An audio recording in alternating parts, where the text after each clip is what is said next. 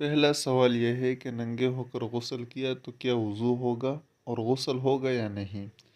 دوسرا سوال یہ ہے کہ دوپٹہ اتار کر وضو کیا تو کیا وضو ہوگا، اور تیسرا سوال یہ ہے کہ کیا باتھ روم میں وضو کیا تو وضو ہو جائے گا۔ میرے عزیز ساتھیو، السلام علیکم ورحمۃ اللہ وبرکاتہ۔ اب پہلا سوال یہ ہے کہ ننگے ہو کر غسل کیا تو کیا وضو ہوگا اور غسل ہوگا یا نہیں۔ اب اس کے دو پہلو ہیں، ایک تو ننگے ہو کر غسل کیا ہوگا اور دوسرا کہ ننگے ہو کر وضو ہوگا یا نہیں۔ تو حضرت سیدنا حذیفہ رضی اللہ تعالیٰ عنہ فرماتے ہیں کہ میں نے رمضان المبارک میں حضور اقدس صلی اللہ علیہ وسلم کے ساتھ نماز پڑھی، تو سرکار دو عالم صلی اللہ علیہ وسلم نماز پڑھنے کے بعد کھڑے ہوئے اور غسل فرمانے لگے۔ جب حضور اقدس صلی اللہ علیہ وسلم غسل کر رہے تھے تو میں پردے کیے کھڑا تھا، یعنی چادر پکڑ کر کھڑا تھا۔ اللہ کے نبی صلی اللہ علیہ وسلم غسل فرماتے رہے اور میں نے پردے کیے رکھا۔ جب اللہ کے نبی صلی اللہ علیہ وسلم نے غسل مکمل کر لیا تو پھر مجھے فرمایا کہ حذیفہ کچھ پانی بچ گیا ہے، اگر تم چاہو تو اسی سے غسل کر لو، اور اگر چاہو تو اس میں کچھ اور پانی ملا لو، یعنی پانی کو بڑھا لو۔ تو میں نے اللہ کے نبی صلی اللہ علیہ وسلم کی بارگاہ میں عرض کی کہ یا رسول اللہ، جو پانی آپ کے غسل سے بچ گیا ہے یہ پانی مجھے کسی اور پانی سے، یعنی دوسرے پانی سے زیادہ محبوب ہے۔ تو یوں میں اسی پانی سے جو اللہ کے نبی صلی اللہ علیہ وسلم نے بچایا تھا اسی سے غسل کرنے لگا۔ تو جب میں غسل کرنے لگا تو اللہ کے نبی صلی اللہ علیہ وسلم چادر تان کر کھڑے ہو گئے، یعنی پردہ کرنے لگے۔ تو میں نے حضور اقدس صلی اللہ علیہ وسلم کی بارگاہ میں عرض کی کہ یا رسول اللہ، آپ میرے لیے یوں پردہ نہیں کریں، یعنی یہ تکلیف آپ نہیں کریں۔ تو اللہ کے نبی صلی اللہ علیہ وسلم نے فرمایا کہ نہیں حذیفہ، جب میں غسل کر رہا تھا تو نے میرے لیے پردہ کیا، اب تو غسل کر رہا ہے تو میں لازمی یعنی ضرور تیرے لیے پردہ کروں گا۔ تو یہ جو ننگے ہو کر غسل کرنا ہے، یہ اس کے جو مسائل ہیں، یہ اس وقت جب تک ہمارے ہاں واش روم کا یا باتھ روم کا رواج یا ٹوائلٹ کا رواج نہیں آیا تھا، یعنی لوگ باہر نلکے کے نیچے نہاتے تھے، اسی طرح دیہات میں ہوتا تھا، اور اسی طرح شہروں کے اندر بھی نلکے کے نیچے نہایا جاتا تھا، اور جہاں نلکا لگا ہوتا تھا اس کے چاروں طرف کوئی چار دیواری نہیں ہوتی تھی، یعنی پردہ نہیں ہوتا تھا۔ ابھی بھی ہندوستان کے اندر بیت الخلاء کا بہت بڑا مسئلہ ہے،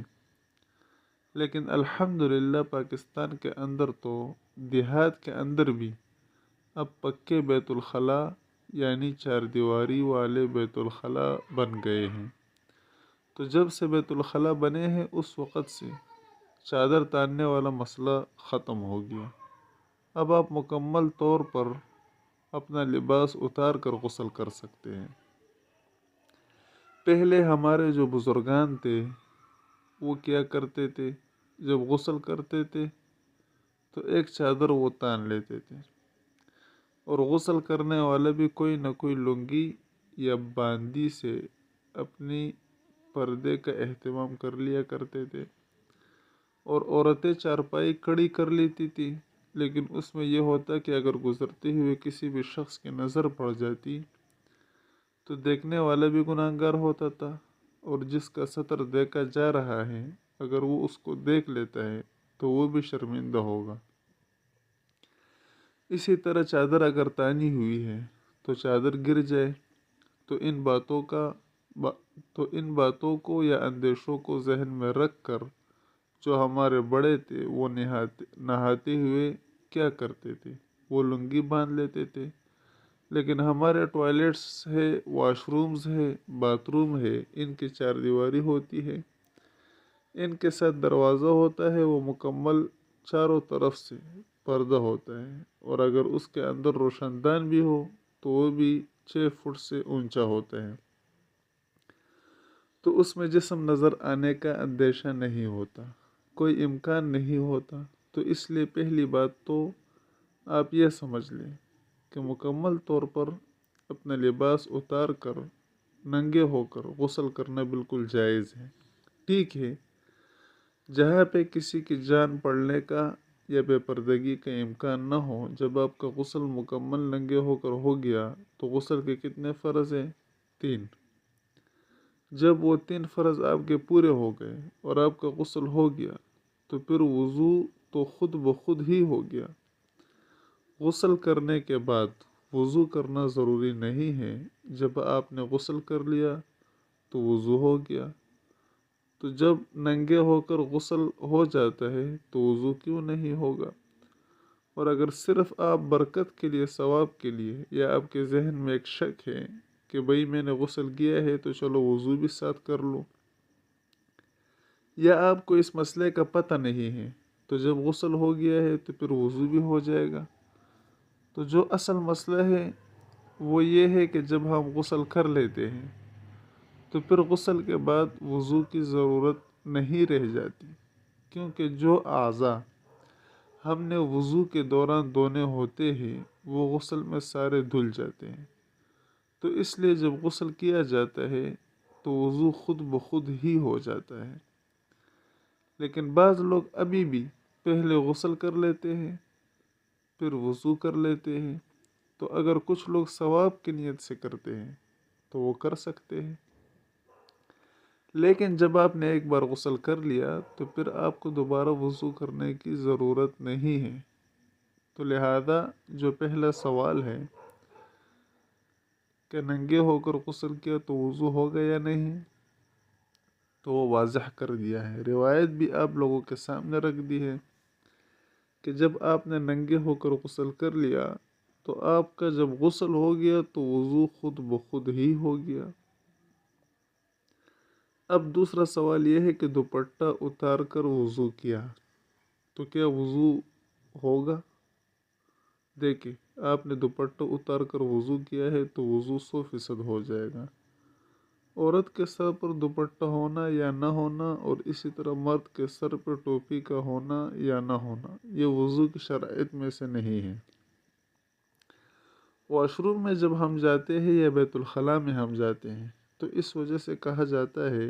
کہ سر ڈانپ کر جاؤ۔ مثال کے طور پر آپ کا گھر ایسا ہے کہ اللہ نے بڑا گھر دیا ہوا ہے، تو آپ نے وضو کی جگہ کوئی باہر بنائی ہوئی ہے تو وہاں خواتین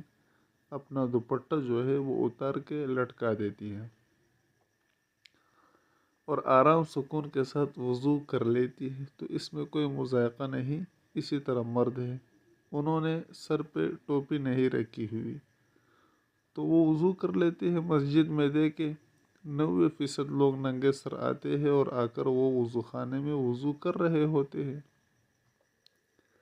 تو جب مردوں کا ہو جاتا تو عورتوں کا وضو کیوں نہیں ہوگا؟ یہ جو بات کہی جاتی ہے کہ سر ڈانپ کر وضو کرے، وہ اس لیے کہی جاتی ہے کہ ہمارے ہاں بہت کم ایسا انتظام ہے کہ وضو خانہ علیحدہ ہو یا وضو کے لیے ٹوٹی علیحدہ لگی ہوئی ہو اور وہاں وضو کیا جا رہا ہو، یا بیت الخلاء علیحدہ ہے، نہانے کی جگہ علیحدہ ہے۔ آج کل یہ سارا کچھ آل ان ون ہے، یعنی واش روم کے اندر ہی سب کچھ ہوتا ہے۔ تو کیونکہ جب ہم نے واش روم جانا ہوتا ہے تو واش روم کے لیے سنت کیا ہے کہ سر ڈانپ کر جائے، تو اس لیے جب آپ واش روم میں جا کے وضو کریں گے تو واش روم جو ہے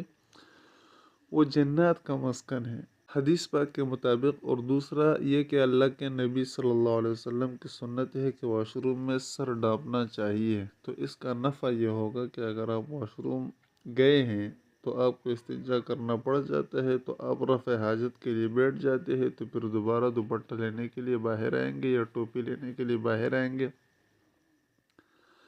تو اس لیے اگر آپ بیت الخلاء میں گئے اور آپ ساتھ ہی دوپٹہ لے کر یا ٹوپی لے کر گئے تو سنت کا ثواب بھی مل جائے گا، چاہے آپ نے وہاں جا کر ٹوائلٹ کو استعمال کیا یا نہیں کیا۔ تو اس لیے دوپٹہ اتار کر وضو کرے، یہ دوپٹہ لے کر وضو کرے، جس طرح مرد حضرات ہے ٹوپی پہن کر وضو کرے یا ٹوپی اتار کر وضو کرے، وضو کا ٹوپی کے ساتھ دوپٹے کے ساتھ کوئی تعلق نہیں ہے، وضو کامل ہو جاتا ہے۔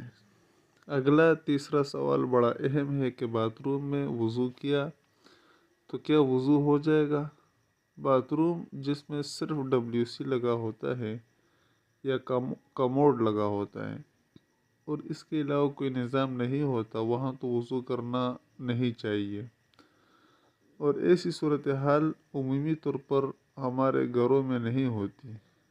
جہاں پہ WC لگا ہوتا ہے یا کموڈ لگا ہوتا ہے، اس کے ساتھ ہی بیسن لگا ہوتا ہے، ٹوٹی لگی ہوتی ہے، وضو کی جگہ ہوتی ہے، اور دونوں کے درمیان میں عمومی طور پہ شاور لگا ہوتا ہے۔ نہانے کے لیے تو آج کل ہمارے باتھ روم چاہے وہ 5x5 کا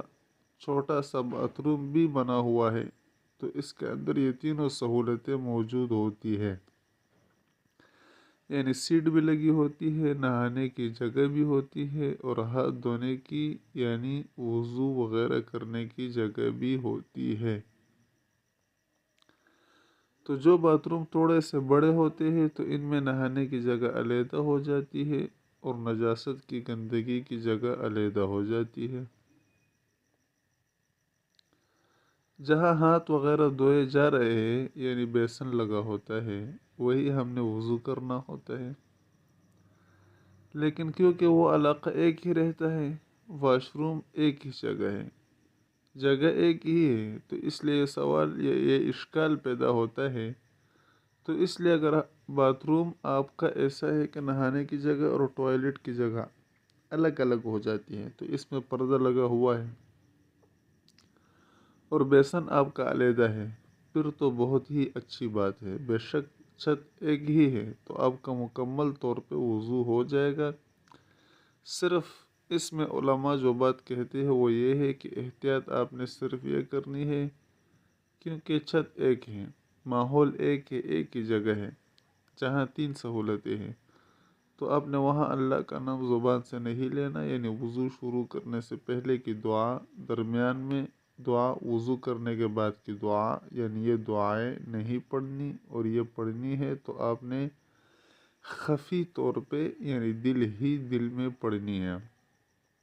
یا پھر یہ کہ وضو کر کے جب آپ بیت الخلاء سے باہر نکلتے ہیں تو باہر آ کر آپ وہ دعائیں پڑھ سکتے ہیں، بس اس کا آپ نے خیال کرنا ہے، باقی وضو جو ہے وہ ہو جاتا ہے، اس کے اندر کوئی مذائقہ نہیں، جس طرح ننگے ہو کر غسل ہو جاتا ہے، جب غسل ہو جاتا ہے تو وضو بھی ہو جاتے ہیں، اور دوسرا دوپٹہ اتار کر وضو کیا تو کیا وضو ہو جائے گا 100%،